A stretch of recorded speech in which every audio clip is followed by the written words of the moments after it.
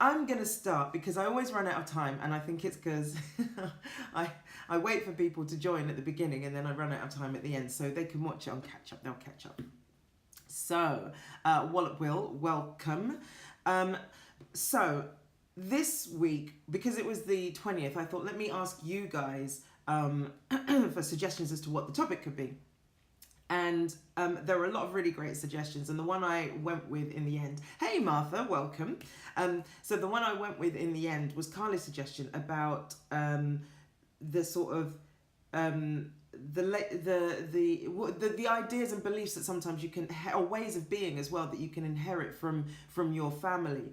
And I labelled it, I titled it Heritage and Legacy. So that's where that heritage and legacy thing came from.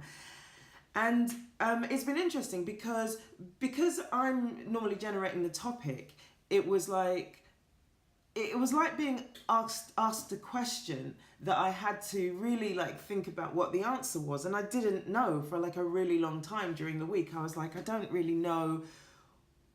know what the answer to the question I'm being asked is. And then as always, like if I feel a bit lost in that respect, I always start with what's been my personal experience of the thing that I'm going to be talking about.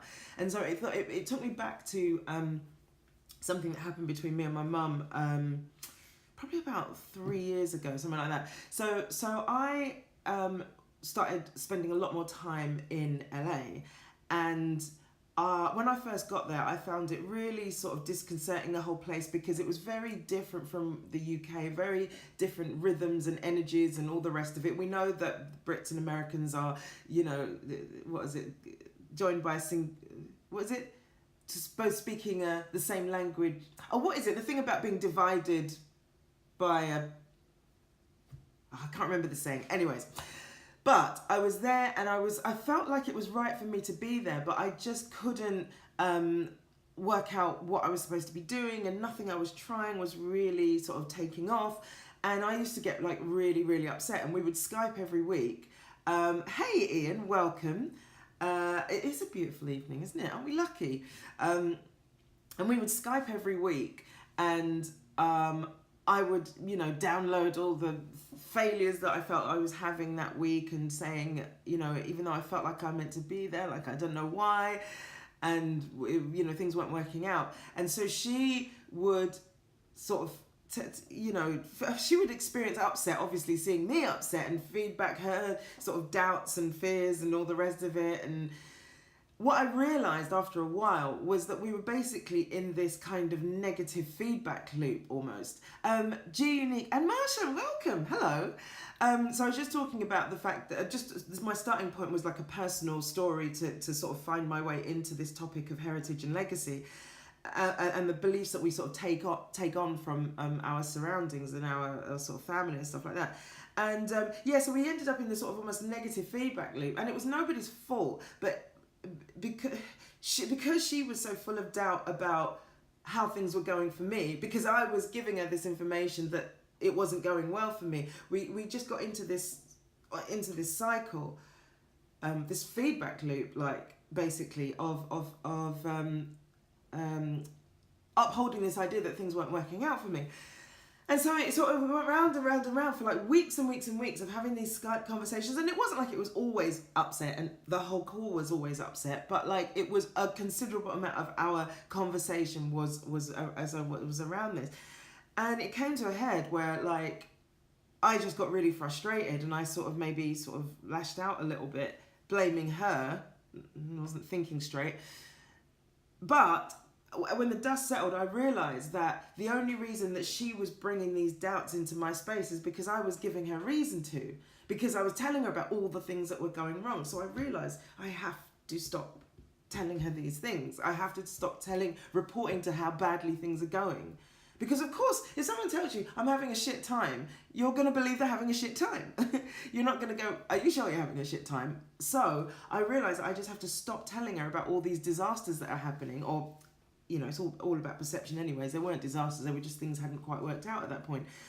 And it was really tough because it felt like there was nothing to talk about. That's the mad thing. It felt like there was nothing to say because most of the things that were happening were about, most of the things in my life at that time were about the frustrations that weren't working out.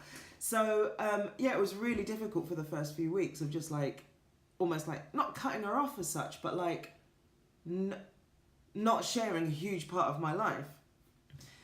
And so that was that was kind of my entry point to the topic that Carly suggested, was like, my mum is quite a worrisome person, and so that was what was coming down the umbilical cord almost, and I had to cut it so that I was able to not get filled up with her doubts and fears and worries and all that sort of thing.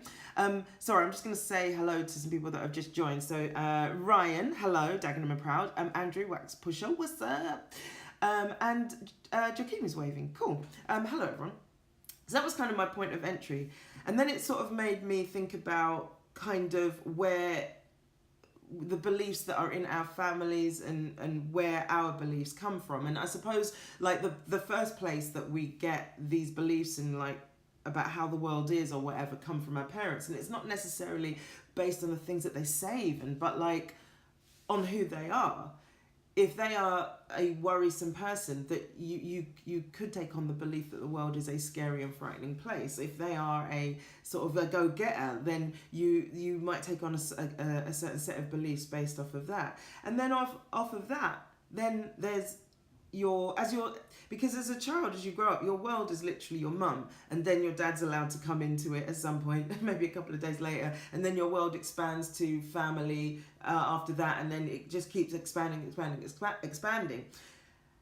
So after, parents, and it becomes family, siblings, what ideas are in your family that are actually not necessarily factual? Do you know what I mean? Like, it might be a belief about a certain member of the family. Oh, such and such is the black sheep of the family, or so-and-so is always working hard, or so-and-so is a workaholic, or so-and-so is an alcoholic, or whatever it may be. Do you know what I mean? Like ideas, beliefs that circulate in that social sphere, the family. And then as a child growing up, your social sphere gets bigger because you go to school, and then you get a bunch of beliefs about, life from there.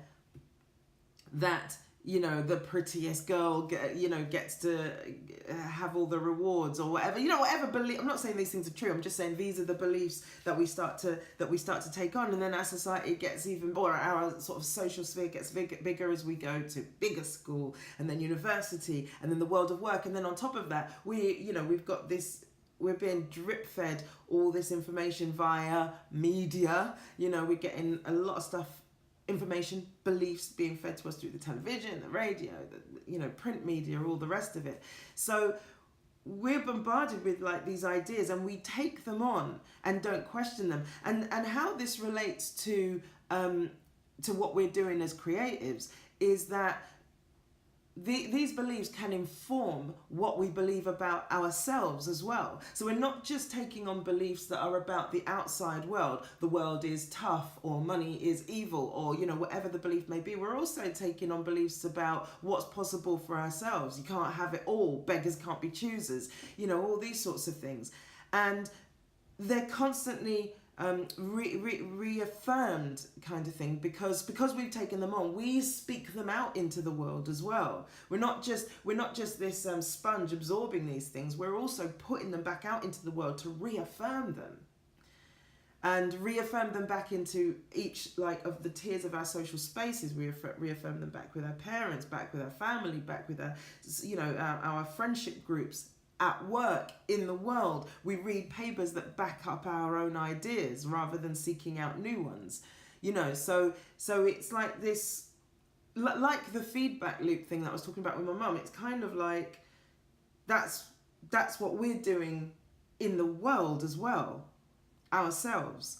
Ryan says, yeah, our core beliefs are inherited from our families, but over time we develop our own. My views and ways of thinking vastly differ from that of my parents now, but the core values of being decent remain being decent. Yeah, I mean, it's not to say that beliefs don't change or evolve, because obviously as our consciousness develops, we're going to take on new ideas and just realize, oh, that wasn't true what I believe. But still, it doesn't necessarily mean that the beliefs that we're taking on are really real.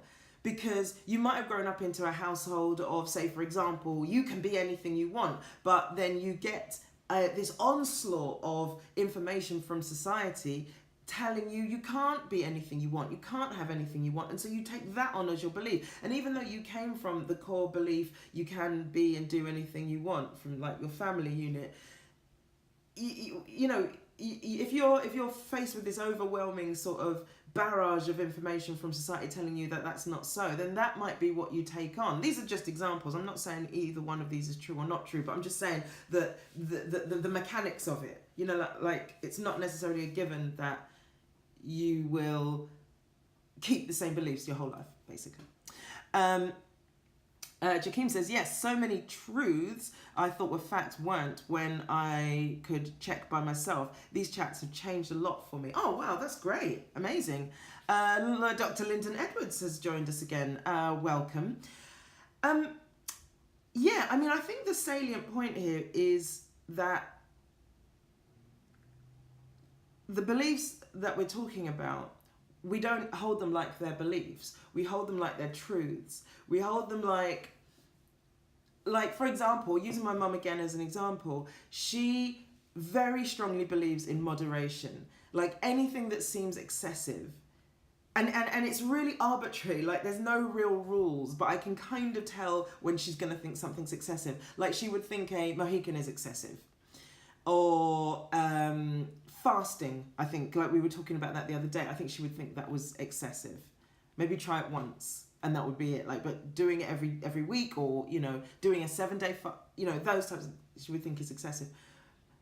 But it's not a fact. But for her, it's a fact. You know, I'm just using her as an example. There's no, we're all carrying these beliefs. It's not like she's you know, it's just easier to see other people's. So that's why I'm using somebody else's rather than thinking about my own necessarily. We're kind of blind to them because we hold them as facts rather than as beliefs. So it's easier to see what somebody else believes than what we believe ourselves.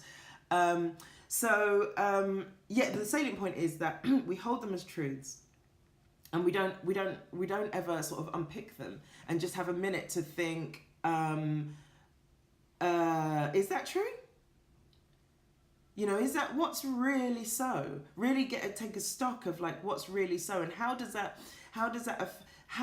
is there another way that I could see this that might be a slightly more empowering or way more empowering way of seeing myself or my art or my life?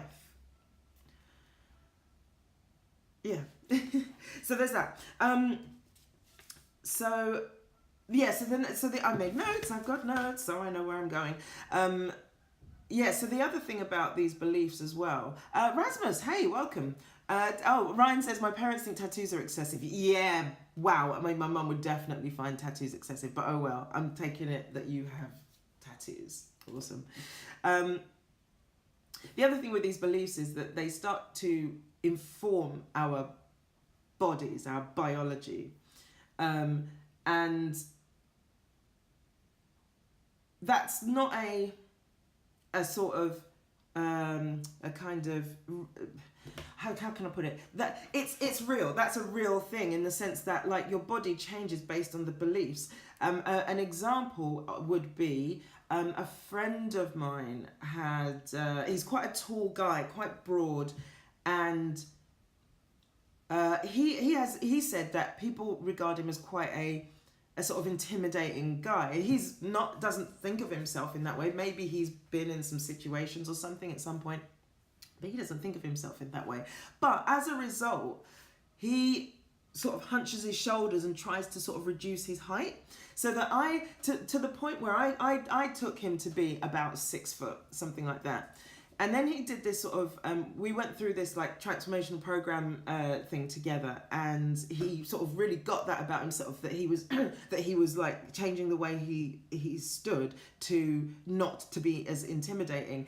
And his body naturally just, his shoulders went back, he started standing at his full height. He's like 6'2" or something crazy like that. It is literally taken 2 inches off the perception of his height because he had taken on this belief that he was intimidating, and so he was trying to, unconsciously, he was trying to compensate for that. So we've all got something, some belief or set of beliefs that reside in our bodies that were we to let go of those beliefs would totally change our physiology, our biology, or whatever, you know, depending on how deep these beliefs are. Because at the end of the day, the beliefs that we have are what hold our lives together. If we wake up into a set of beliefs, and that's why, which is like almost like the iron filings of how our life is configured, if that makes sense. If we believe something different, in other words, like our lives would show up differently. Isn't that weird? To think that the things that we believe is all that's keeping our life in the shape and configuration that it's currently in.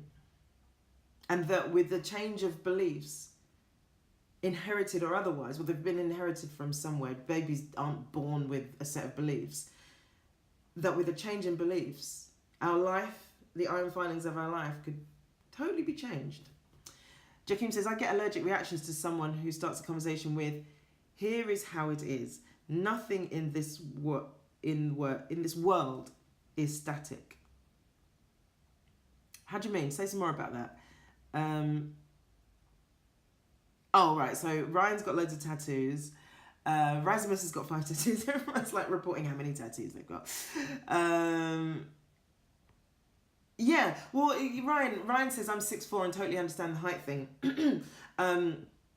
I just saw an article about, a comment that was made by the actor who plays, I can't remember, his name's Winston Duke, and he was in Black Panther, and he said pretty much the same thing, that people have experienced him as quite an intimidating guy, and that he, through his interactions with black women, have helped him overcome those insecurities about that. Isn't that weird that people think he's intimidating and that's given him insecurities, which is the opposite of what you would expect of somebody who's intimidating. But again, that's how beliefs land with people, is that rather than feeling able to own his stature, he has taken on this belief that he's intimidating and compensated for it with the presence of insecurity.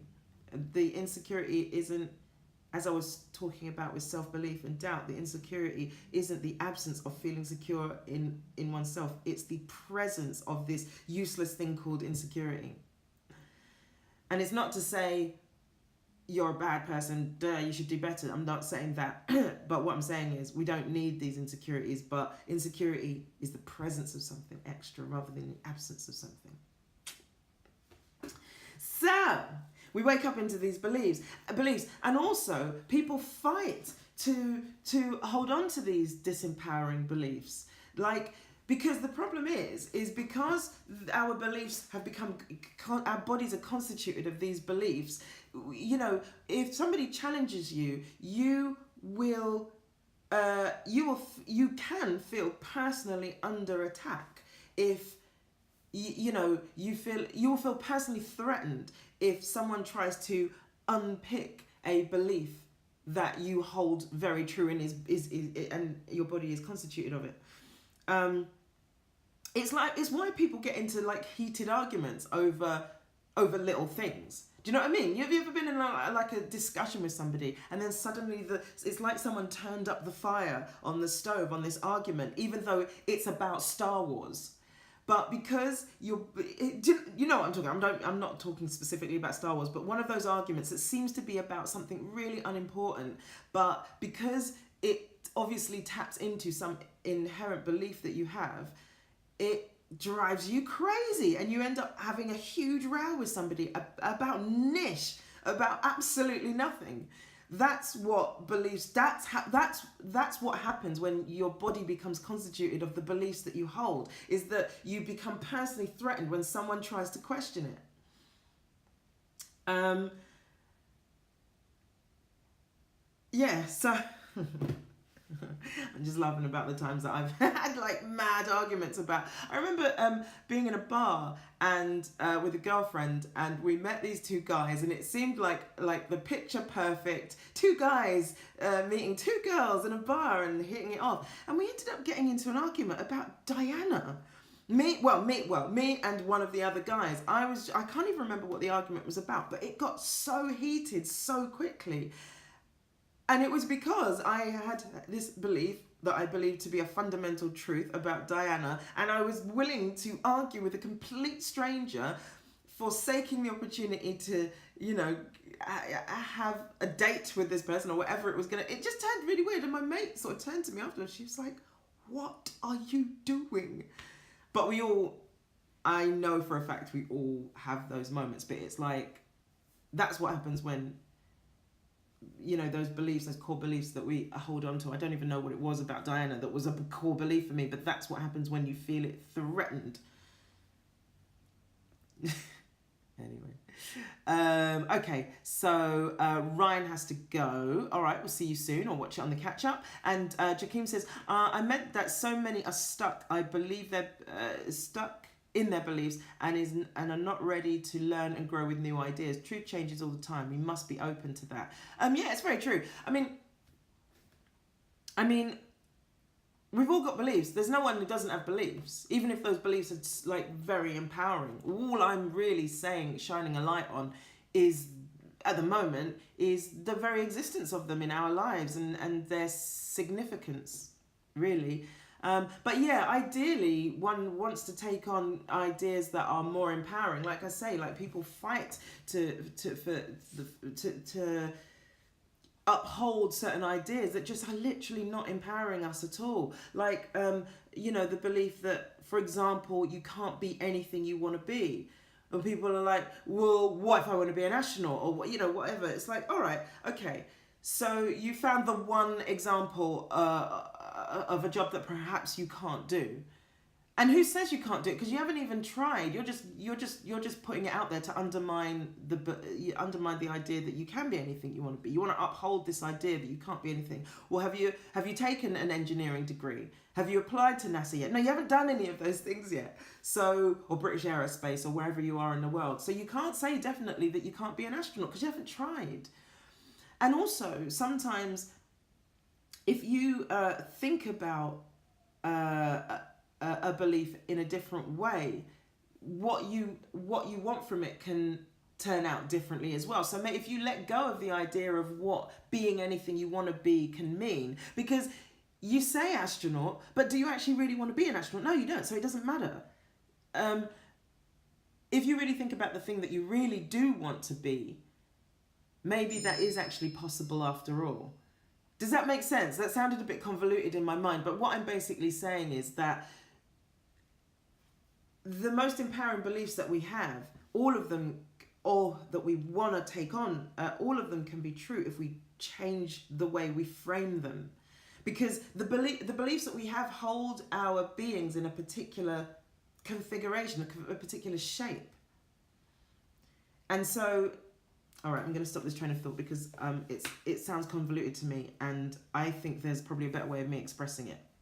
So I'm going to move on to my next point. And I hope, because I feel like over the course of this, I probably said what I'm trying to say anyways, and now I'm getting, yeah. I'm tired. She said panicking. Okay, so what was next? Oh yeah, so empowering beliefs. Yes. Okay. Okay, Rasmus says, could also be how someone argues that gets to you. Yeah, totally. But I think my point is the way that you are. Look, if something doesn't matter to you, you won't argue in that kind of way. That kind of it's life or death kind of conversation you're having with somebody. If it matters to you, that's when you get into it with somebody. And it matters to you because it is your matter. It is what you are made of. So that's why you get into it like that, in a way that gets to other people. you know, well, to be fair, actually, he probably had some fundamental beliefs that he was like aggressively trying to uphold. So we, you know, it was, because if it didn't matter to him, he would have been like, okay, girls, lovely to meet you. But he argued back. So there was obviously, we were obviously pushing buttons in each other. But anyways, whatevs. Elaine, welcome. Martha says, so true. I think it's about the arguing thing. Marshawn says, Michael Jordan is the GOAT. Sorry, I had a flashback. All right, is that a flashback to an argument? Zoe has joined, and Killer Clown 66, welcome guys.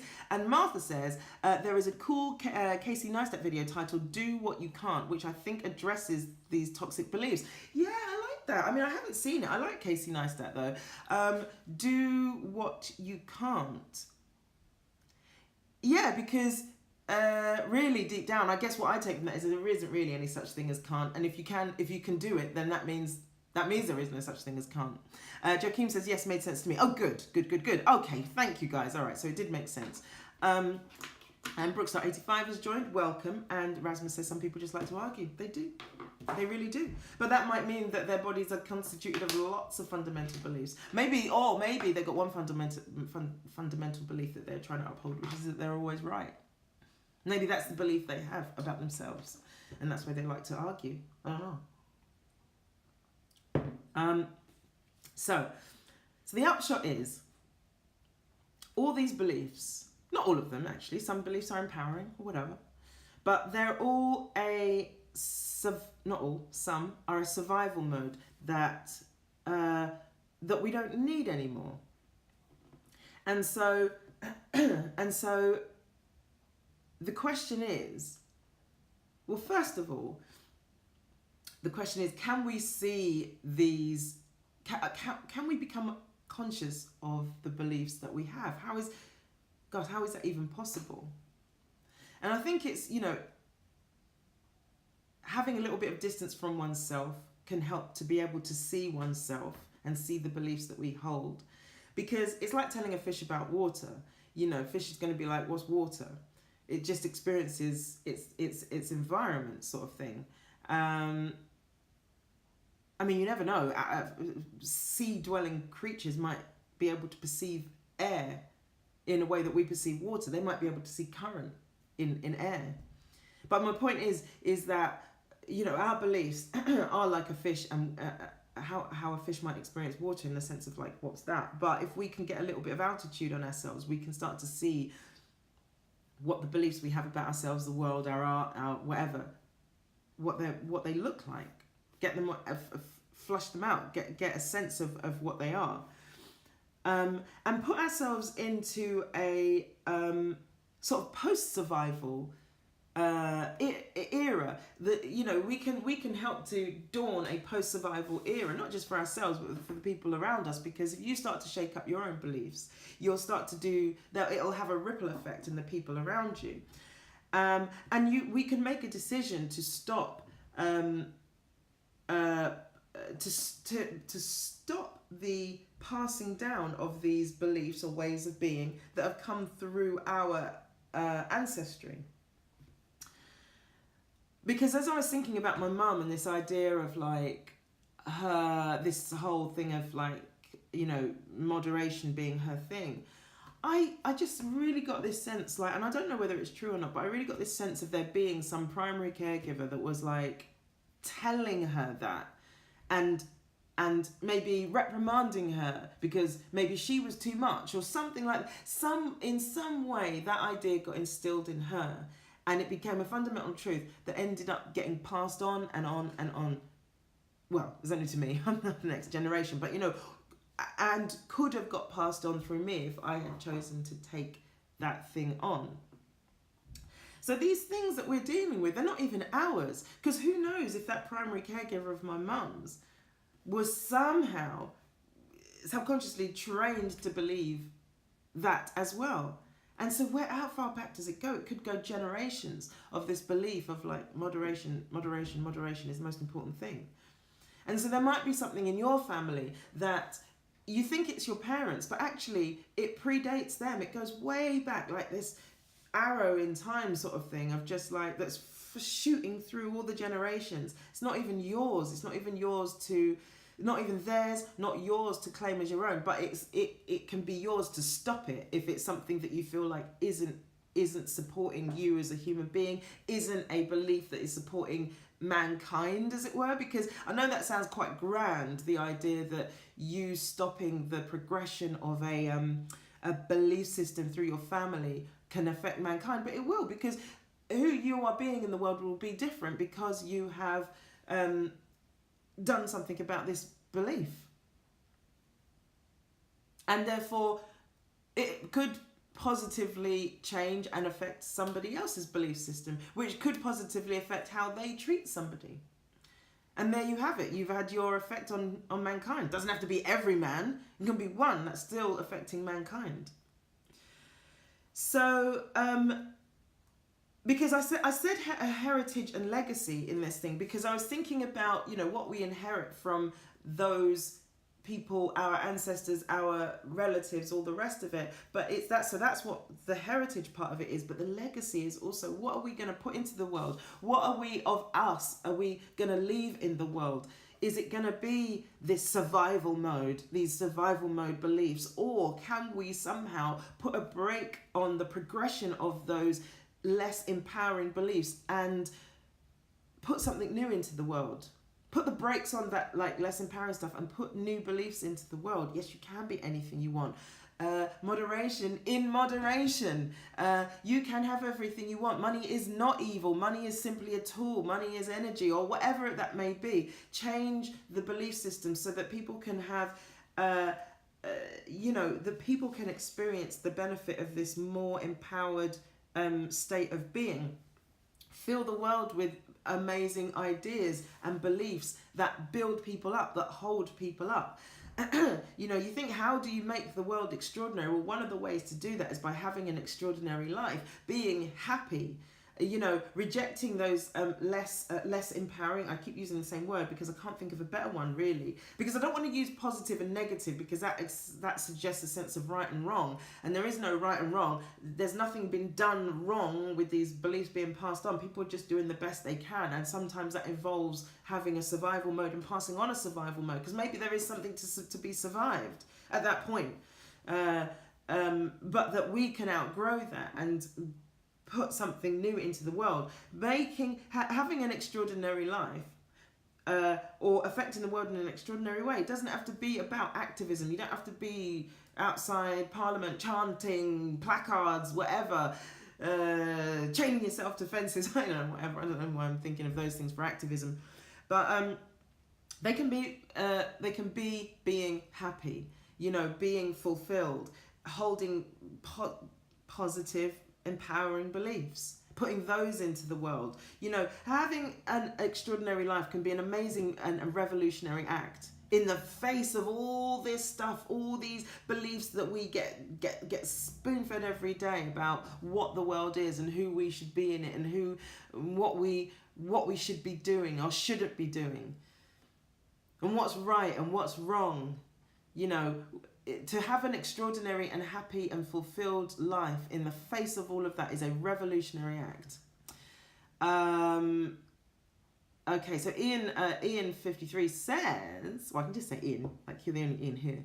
It's almost like a shared consciousness, this maintaining of beliefs. Yes, it really is. It's a collective consciousness, whereby we are all basically, well, at times buying into certain sets of beliefs.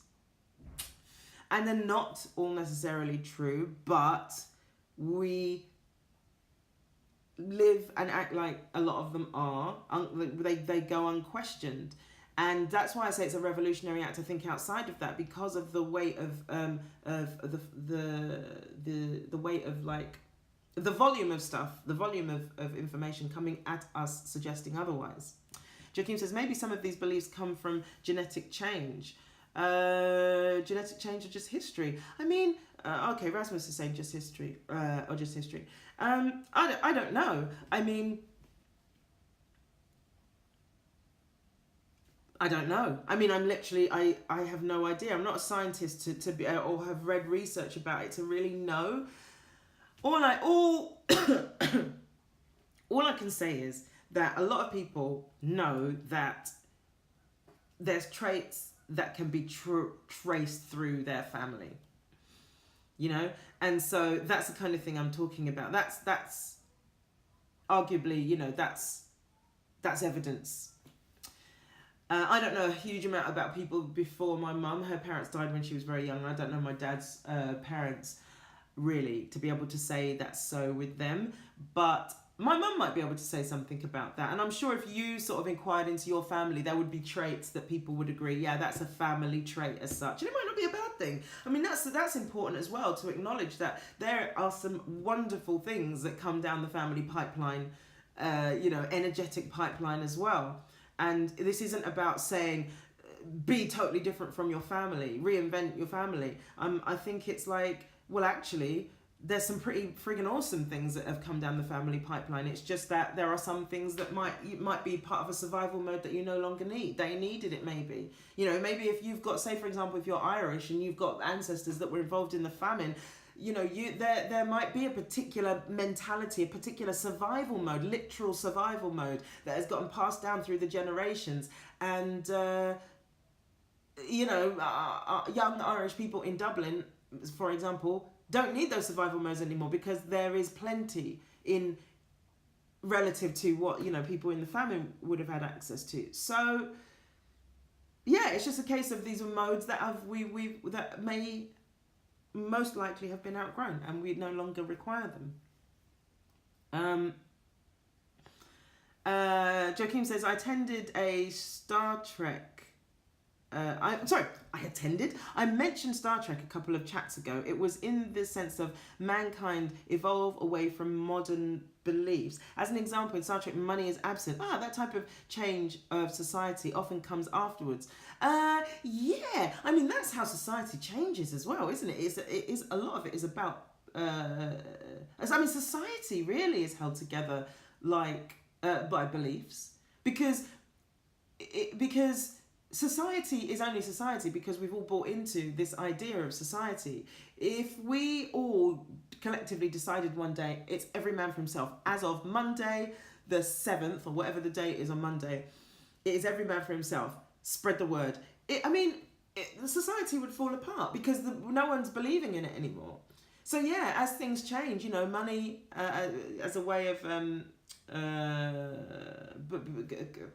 well, I suppose money is a form of communication in a way, isn't it? But like money as a way of sort of purchasing things might no longer be needed because we have a different set of beliefs. Or, you know, as an example, society will constantly... And society, what we believe about society today isn't necessarily true of what people believed of society 100 years ago, 200 years ago, even 50 years ago. So it's an ever-evolving thing. And it's almost like... It's interesting you say that actually now because you've made me think that it's almost like...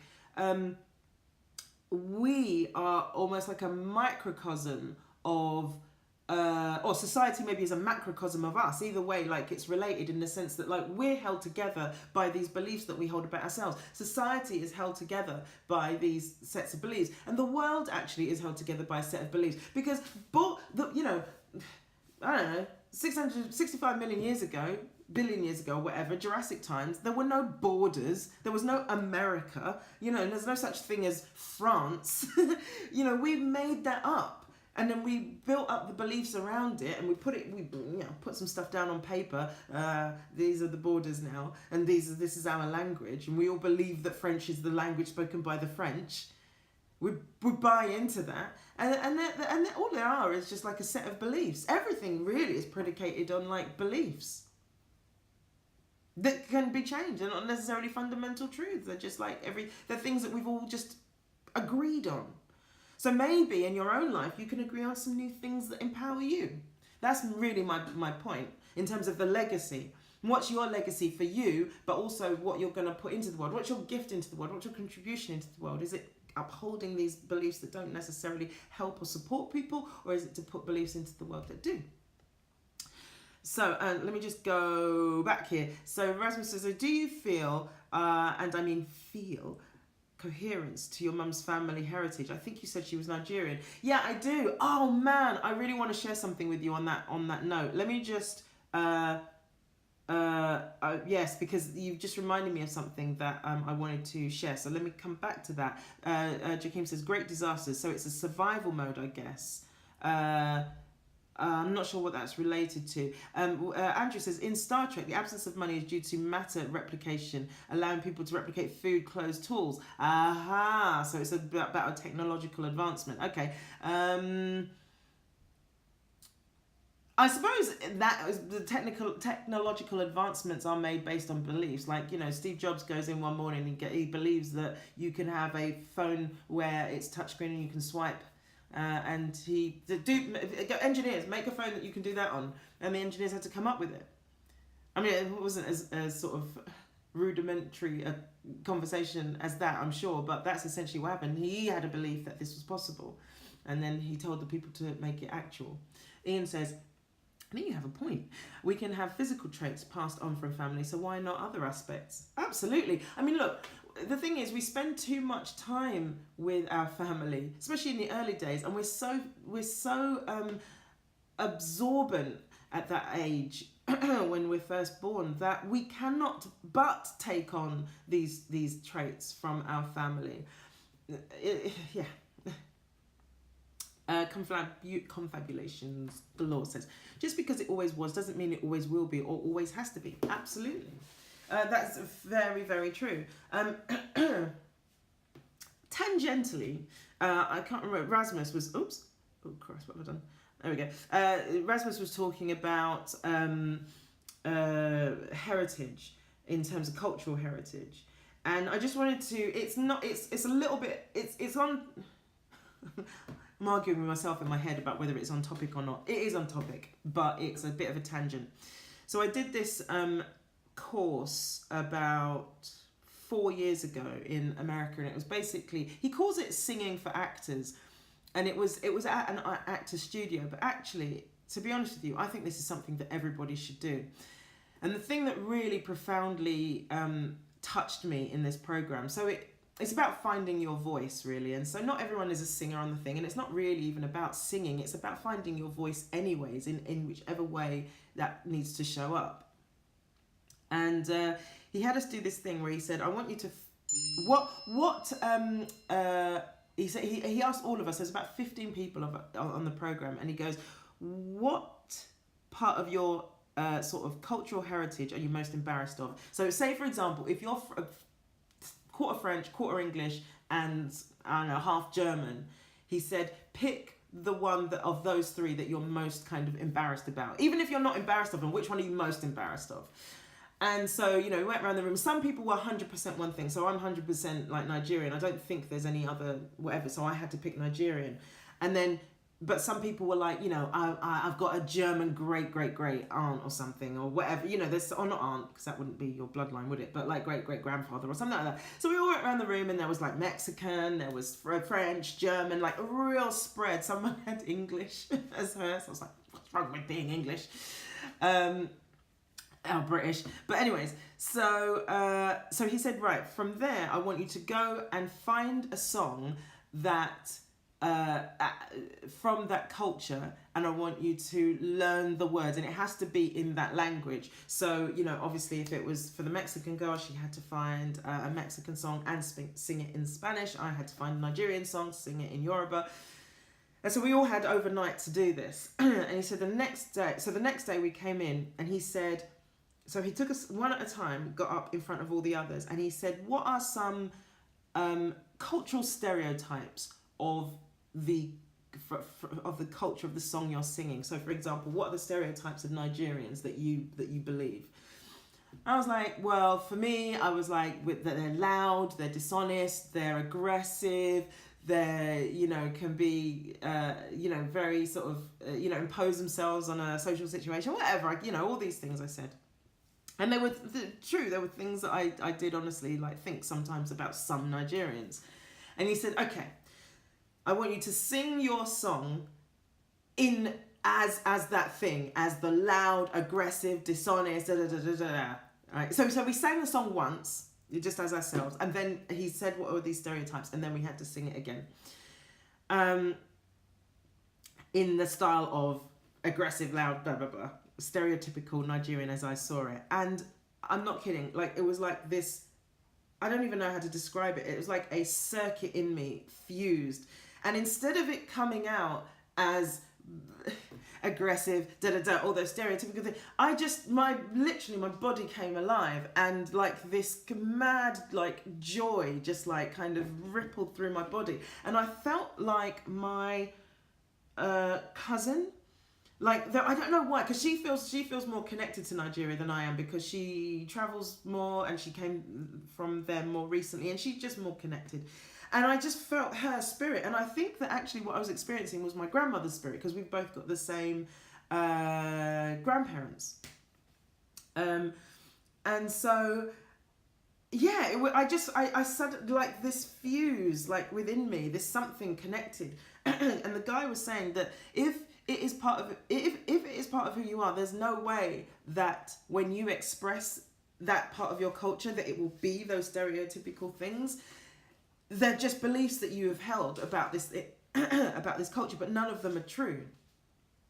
And it was quite a magical thing to see one at a time these stereotypes that people had about their cultures or this part of their culture to just totally unravel before your very eyes. So the Latina, she was like, oh, overly sexual, vulgar, this and all these stereotypes, things that she felt about her culture, and she really did believe these things. And he said, okay, so sing your song with as though you're this overly sexual, vulgar, blah blah blah blah blah.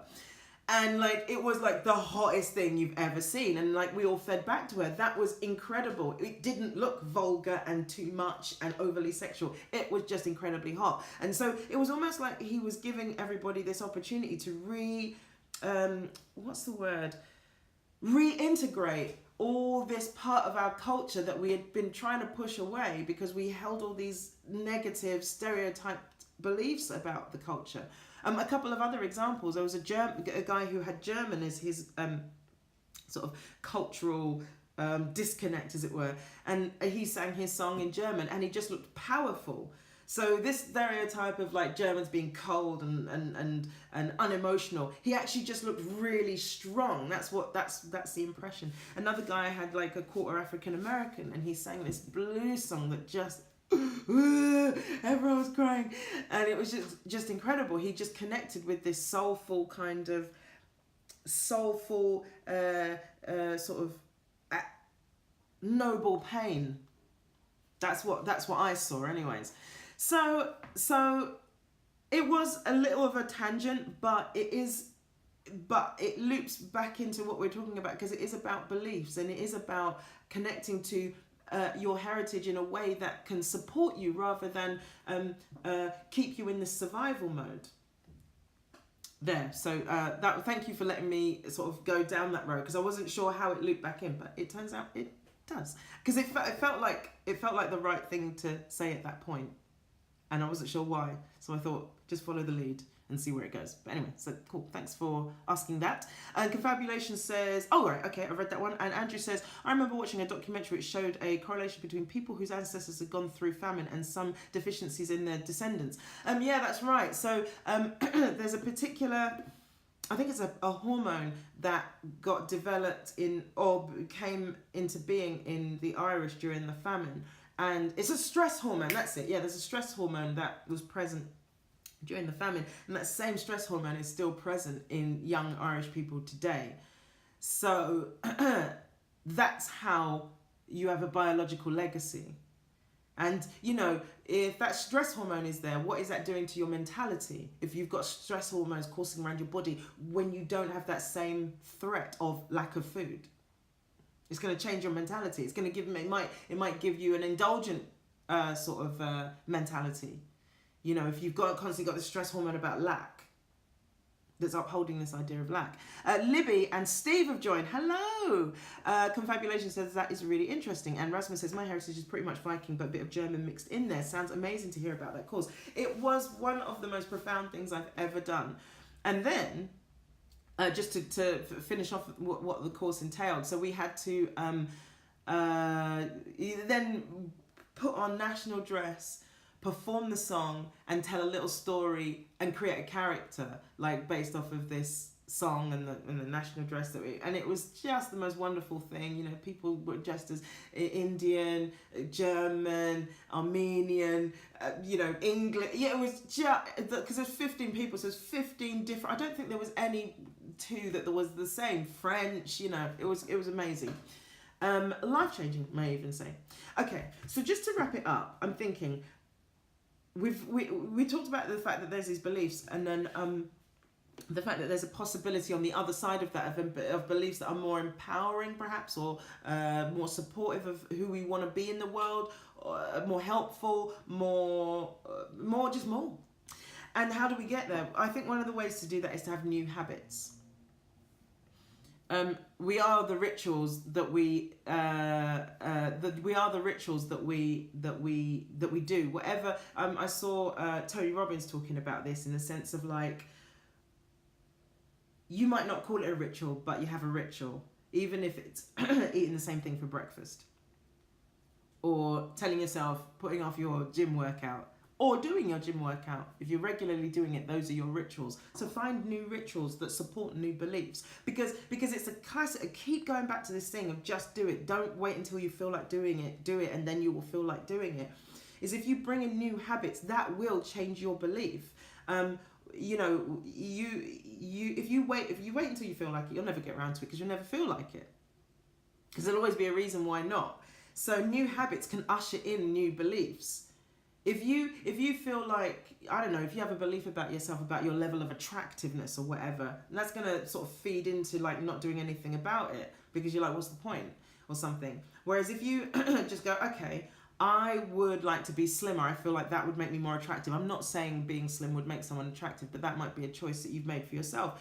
Just start the process of going to the gym to make that change. The belief that you are more attractive may come afterwards. So new rituals, new habits can change your beliefs, if that makes sense. Question your beliefs. Always have them up for question. Don't necessarily assume that everything you believe is true, especially if it doesn't empower you. Like if you've got a belief that is totally upholding everything that you want to be in the world, then great, hold on to that belief, but get rid of the ones that don't take you to where you want to go to. What purpose do they serve? They were from a survival mode. You're not in survival mode now. You're not surviving. You can put yourself into a thriving mode if you change some of your beliefs. What else? Seeing your beliefs and forgiving them. And also knowing, and also sometimes I think we see things in our parents and we're just like pissed at them that they've got these things going on, and actually we forget that they're in a survival mode and they might not have the benefit of being able to shape beliefs, you know, because as you get older, sometimes it becomes harder to let go of ideas and beliefs that you have. My mum thinks the world is quite a dangerous place. She thinks, she's not entirely convinced that it is better now than it was, and that is a very hard conversation to have with her. It's just like, I fundamentally believe it is, and she fundamentally believes that it isn't. So we're kind of like, but for me, I'm like, well, what's going to support you? What would be a better way of seeing the world? That it's getting better or it's getting worse? That's how I see it. But also that she might be in a survival mode where you have to be wary and think that the world is not a great place. And so you gotta forgive that in her, and also see, you're only seeing it because maybe fundamentally it connects in some way to who you are. We only see traits in other people that are in ourselves. We're only, you know, which is annoying, because you're like, if I think somebody's an asshole or something for doing a certain thing, I'm like, damn it, that means I do that thing too. Sort of, the thought comes afterwards. So really what I'm saying is forgive it as you see it in yourself and in other people, especially those like caregivers who would have maybe passed those beliefs down to us in the first place. See it and forgive it, because forgiving it is giving it space. It also, you know, it also allows a little space to honour the amazing things that have come down that sort of genetic pipeline, that energetic family pipeline. And there are some awesome things. When I look at my mum and just think of some of the traits that she has that I just hope I have half of. She's like the queen, my mum. She's like, she could easily have been a queen somewhere, because she's like, everyone thinks that about their mum, but she's just got this sort of air of grace about her that I just think, God, if I get 10% of that, I'm winning at life. She's got real nobility about her. She's got like amazing integrity, and I hope that I take that from her in the sense of like, I feel like it's important to do the right thing, even if it pisses me off, or it might sometimes be not great for me, but it's the right thing to do because in honor of something I said I was going to do, or something like that. Do you know what I mean? You know, I wanna sort of take those things. I want to honor those things as well, and by forgiving any of these less empowering traits, it makes space to be able to take on or honor the positive things. Hang on, there's a lot of comments going on. Let me just see what is going on. So, oh gosh, God, there's loads. So Rasmus says has to go. Steve says wrapping up. No, sorry, yeah. Got like just a couple of minutes. The countdown's going to start any minute. Confabulation says, what is English national dress? Ah, well, she just riffed it. I mean, we had a overnight to find this stuff, so you know, we just riffed it. Citizen Joe says, just a question. Your definition on legacy, is it what you pass on or leave behind? Bit of both, actually. I mean, they're the same thing because, you know, people's children are their legacy. But also, if you wrote a book or if you produced a piece of music, that would be your legacy. But your legacy can also be the ripple effect of what you put into the world by changing your beliefs. So that's why I use the term legacy. Steve says, isn't passing on and leaving behind the same thing? Yeah, I would say so. But I mean, you know, what I just said, those three things is kind of all under that banner of legacy for me. It's like the ripple effect of who you are being in the world, that lives on beyond you. Your children are your legacy. What you leave in terms of your creative endeavors, that's your legacy. What you pass on to people, gifts that you give them, physical and metaphorical, they're all legacy. Oh, Martha's starting yoga tomorrow. Sunday night chats are now my new ritual and I'm gaining from it. That's wonderful, Ian. I'm glad to hear that. And Jakeem says, leave behind in a sense that you get rid of things. Oh, no, not like that. I mean, not like that. Good old fashioned has just joined us. It's a joke. Says, I didn't know I was a strong, wise and funny woman. Thank you, Steve. Steve says I have 10% more than that. It's talking about the integrity and the grace, I think. Well, knife crime in London is up 22% compared to the 2000s. Yeah, but knife crime isn't the metric by whether the world is a better place or not. You know, it's one metric to measure it. Okay, I'm getting the countdown, guys. So what I'm going to do, I'm going to jump back on just to say thanks and goodbye and just wrap up. Because I've got a couple quick cheeky things to say. Oh, very quick actually. So yeah, I'm gonna just finish here and then just start a new live chat and just do another like 5 minutes or so. Always overran, man. I started straight away and I still overran. Anyways, I'll stop now. Okay. So.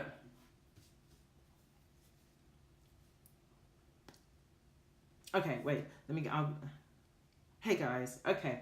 So, so just to recap. So the, how to change these habits, how to change these beliefs, bring on new habits, question your belief, see them and forgive them, forgive the ones that you observe in yourself or the people around you, primarily parents and family. Acknowledge the positive ones as well that have come down that sort of family energetic pipeline. Also, therapy, frankly, and transformational experiences, that whatever that may be, something that's like kind of out of your ordinary, that sort of jolts you out of your regular life or regular way of being. So, you know, traveling, going to a country you've never been to before, taking a year out if you can, or a month out, or learning a new skill or something like that. Because in learning a new skill, you will take.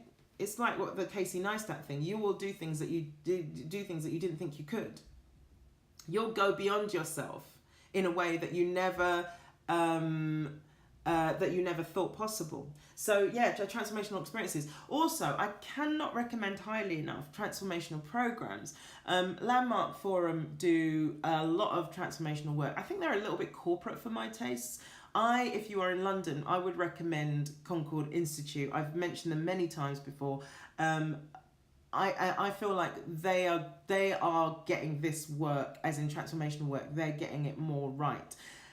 What you get out of it is that you get to have a more aerial view of your life, and you just take stock of how it really is. You get to see, you know, the fish in water analogy that I was using before, you really get to see the water that you're swimming in. What does your life really look like? Because we become so blind sometimes to the beliefs that we're living in that we don't necessarily always, that we can't see the water. These programs are about being able to see the water.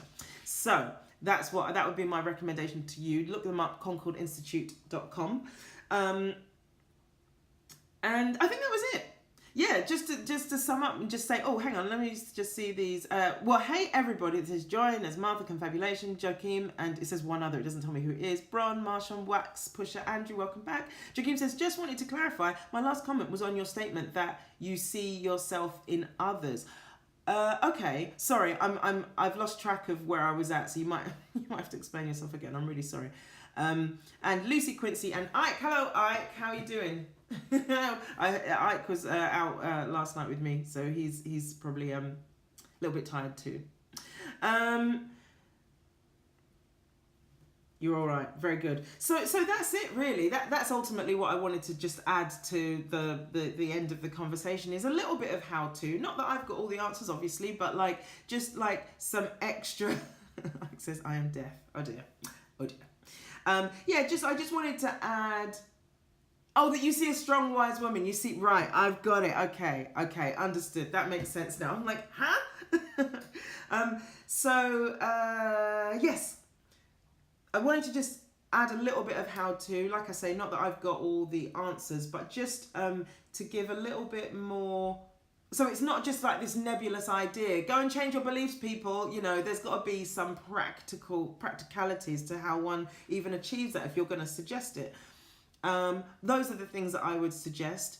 And even just the very process of calling into question some of your beliefs is a revolutionary act, because people don't do that every day, and people don't do that very often. So you will have some beliefs that might be holding you back in terms of your creativity, about what's possible for your creativity.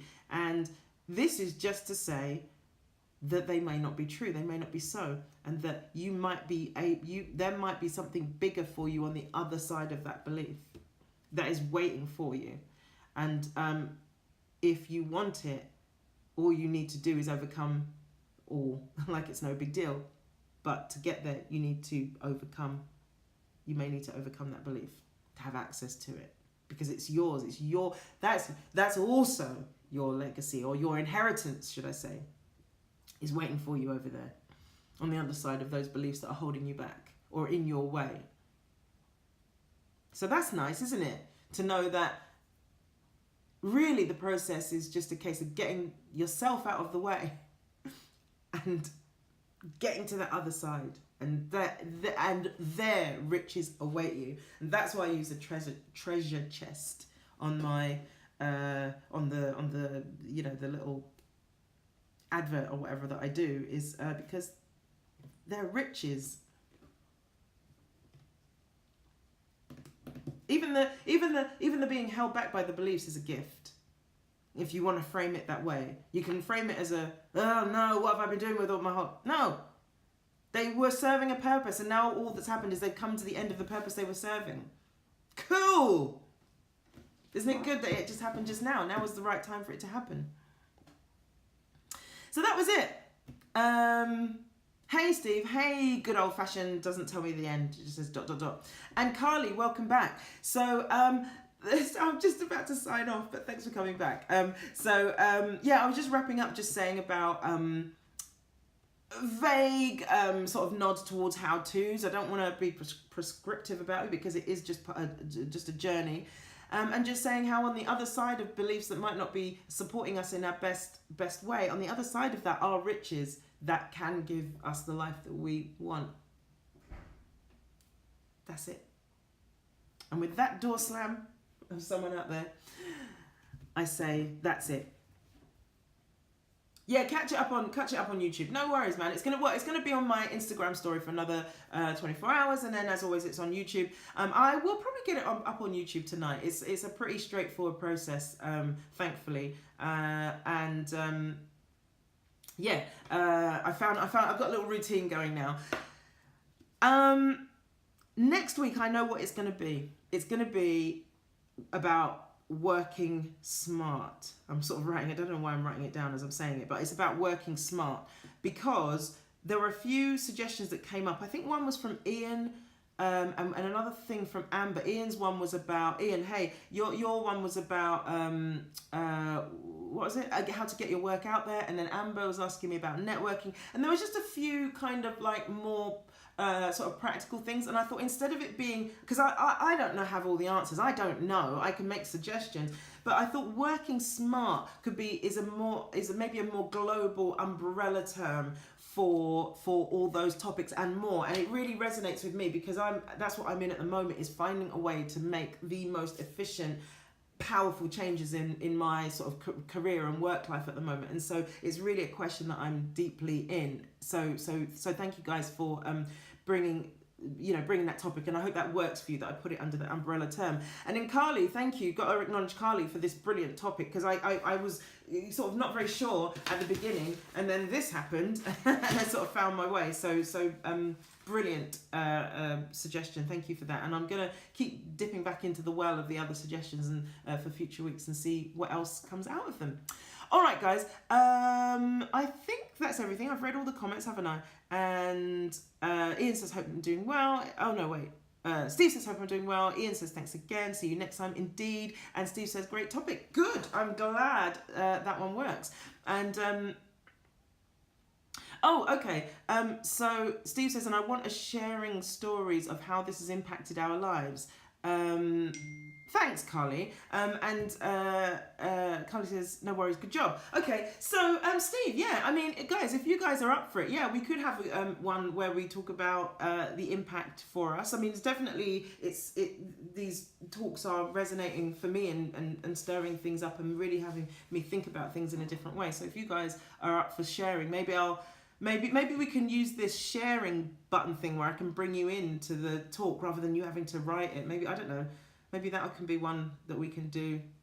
Let me have a think about how that could work. I think that's probably the way to do it, is just to hit the sharey button at the bottom or something. I don't know. All right, well, look, that's it. Thank you again, everyone, for being here on this lovely, glorious bank holiday if you're in the UK, and a Sunday night or Sunday day. I've got some American friends on here as well, which is awesome. And yeah, I will see you guys on the gram, and hopefully see you here next week. Lots of love. Have an amazing week. See you guys.